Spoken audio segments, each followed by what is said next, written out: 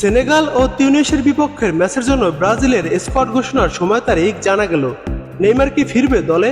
দেখুন, ধাক্কাটা দিয়েছিলেন উরুগুয়ের মিডফিল্ডার নিকোলাস দে লা ক্রুজ। সেই ধাক্কার তীব্রতা এতটাই ছিল যে 2 বছরের মতো জাতীয় দলে ফিরতে পারলেন না নেইমার। ব্রাজিলের সমর্থকরা কিছুদিন আগ পর্যন্ত হয়তো এভাবে ভেবেছেন, কিন্তু ভাবনাটা পাল্টেছে, কিংবা দিন দিন পাল্টে যাচ্ছে। নেইমার তো আর ফিরছে না জাতীয় দলে, এই ফিরবে ফিরবে বলেই এভাবেই কাটছে দিন। তারিখটা 2023 সালের 18ই অক্টোবর। উরুগুয়ের সেন্টানারিও স্টেডিয়ামে বিশ্বকাপ বাছাইয়ের ম্যাচে স্বাগতিকদের মুখোমুখি হয় ব্রাজিল। 44তম মিনিটে দে লা ক্রুজের ধাক্কায় মাটিতে পড়ে ব্যথায় কাতরাতে থাকেন নেইমার। স্ট্রাকচারে করে মাঠ ছাড়েন কাঁদতে কাঁদতে। ব্রাজিলের জার্সিতে সেটাই ছিল নেইমারের শেষ দৃশ্য।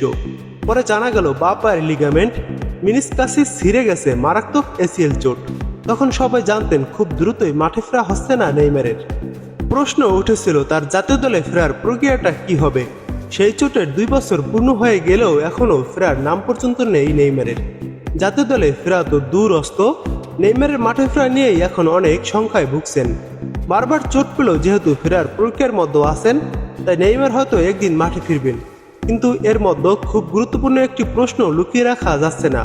নেইমার কি আর কখনো ব্রাজিলের জার্সিতে ফিরতে পারবেন? এমন না যে নেইমারকে ছাড়া ব্রাজিল জাতীয় দল খুব ভালো করছে, তাই দলে জায়গা নেই তার। ব্রাজিল কোচ কার্লো আনচেলত্তি বারবার বলেছেন নেইমারের জন্য জাতীয় দলের দরজা খোলা, তবে একটি শর্ত বেঁধে দিয়েছেন তিনি।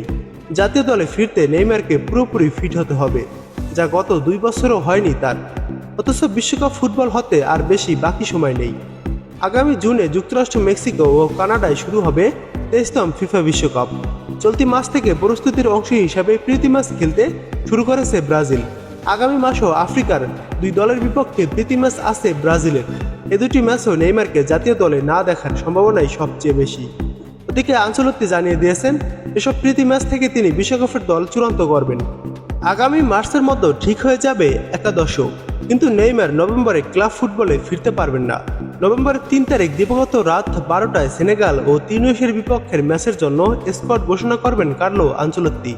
অর্থাৎ নভেম্বরের 4 তারিখ বাংলাদেশ সময় রাত 12টায় দল ঘোষণা হবে। আর নেইমার তখন ক্লাব ফুটবলেও ফিরতে পারবে না। তাহলে এখন প্রশ্ন, নেইমার কি এবারও দলে ফিরবে না? উত্তর হলো না। নভেম্বর উইন্ডোতে নেইমার ব্রাজিল দলে ফিরতে পারবে না।